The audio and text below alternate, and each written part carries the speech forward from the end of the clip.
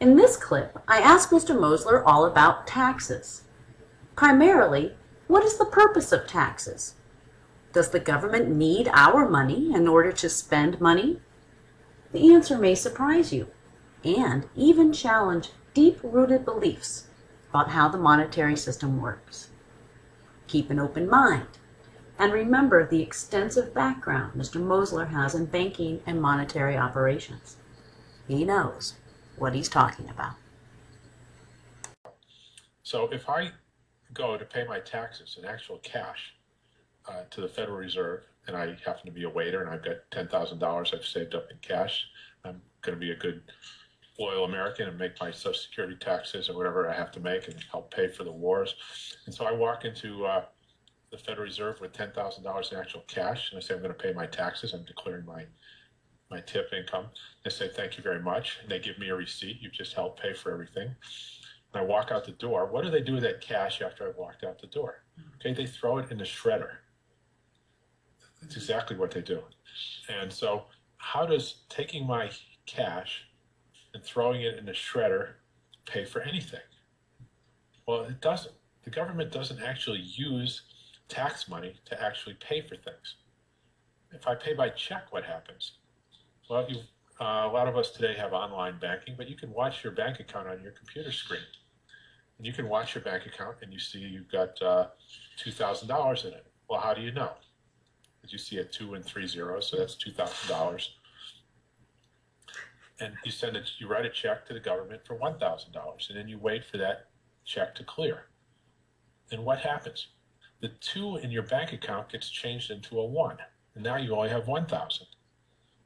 So when you paid your taxes to the government, sent the check, what they do is they change the number on your bank account from a 2 to a 1. They don't get anything. There's no gold coin that pops out in some little bucket over in the Federal Reserve or the Treasury that they then use to give to somebody else. All they do is change your number down. And what happens when they spend money?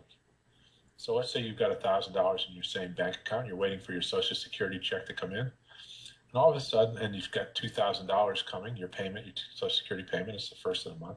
You watch your screen, and suddenly the 1 changes into a 3.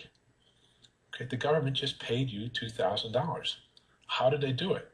They changed your 1 into a 3. You now have a 3 and 3 zeros listed in your account. All they did was change the number in your account.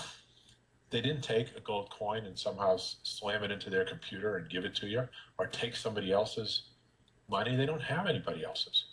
All they have is a computer with a spreadsheet, and they change numbers up and they change numbers down. When they tax us, they change our numbers down and they change our numbers up. And that's, now where else do we see this happening? Let's say you're at the football game and your team kicks a field goal and they get 3 points, and the stadium changes their score from 7 to 10. Well, where did the stadium get those points? They don't get it from anywhere. They just change the number on the scoreboard. Are we worried that in a high-scoring game the stadium's going to run out of points? Of course not. There is no such thing. It's just scorekeeping. And that's how the monetary system works. Now, Chairman Bernanke, the Federal Reserve, actually explained this quite clearly and correctly a couple of months ago in front of Congress. Congress asked him, where are you getting all this money to give to the banks? Is it taxpayer money that you're taking from them? He said, well, no. When we give the banks money, we just change the numbers in their bank accounts. He said, banks have accounts at the Fed just like you have bank accounts, and we just change the numbers. And he's right. That's always worked. I'm not proposing a new monetary system or criticizing it. I'm just explaining how it works. Okay, so now the next question you have to ask is, why does the government tax if they don't need the money to spend? The reason government taxes is actually quite simple, whether they know it or not. And again, this administration doesn't know it. They think they need that money to take it and go spend it somewhere else. Our president just made the statement that the government has run out of money and can't spend anymore. Now, that's like saying the football stadium has run out of points, and if you kick a field goal, you're not going to get your 3 points.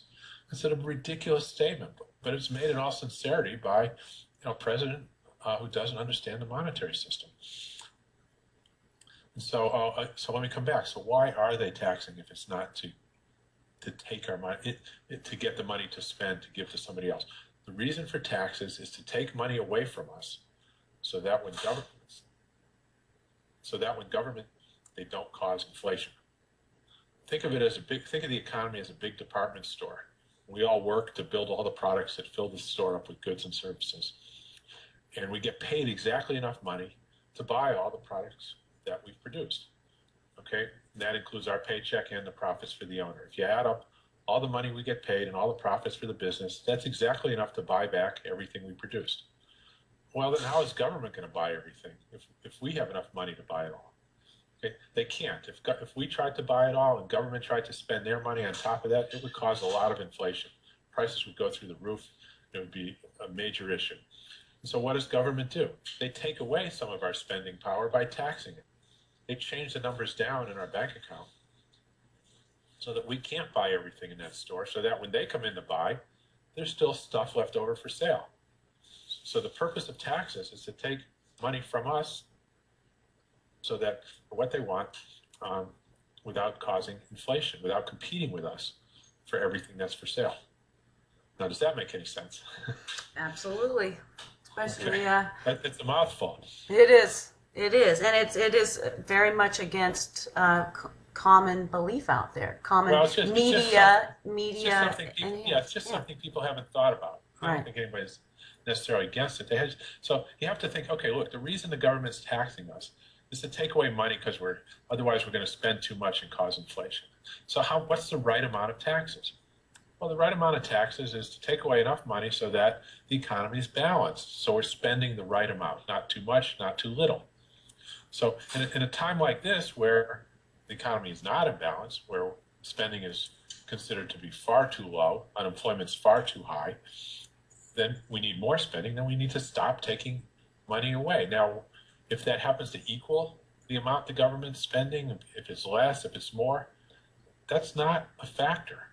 Okay? The important thing is to keep the economy in balance. The government doesn't have or not have money. The government is the scorekeeper running the books, like the football stadium keep running the points.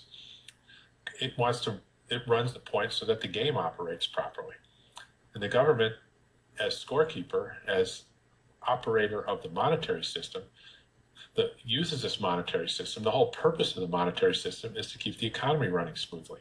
And so I'm going to look at all these things you're going to ask about in terms of, okay, what do they have to do to keep us fully employed, to keep everybody, anybody who wants a job able to find a job and produce output.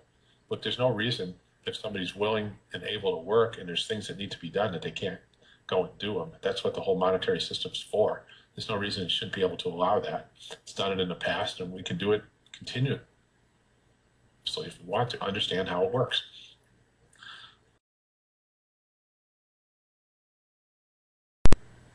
So there you have it. The true purpose of taxes. They're not required to fund government operations. They are a tool used to help keep the economy from overheating. We learned something else, didn't we? Treasury securities are not required to be issued by the government to pay for projects. They are a means to provide a risk-free interest rate return on excess reserves. If you would like to learn more about Mr. Mosler, please visit www.mosler2012.com or www.moslereconomics.com. Ask him questions and get real answers. Stay tuned for more video productions that will help clarify the facts about monetary operations and present Mr. Mosler's political policies and ideas as he makes his way to the White House, 2012.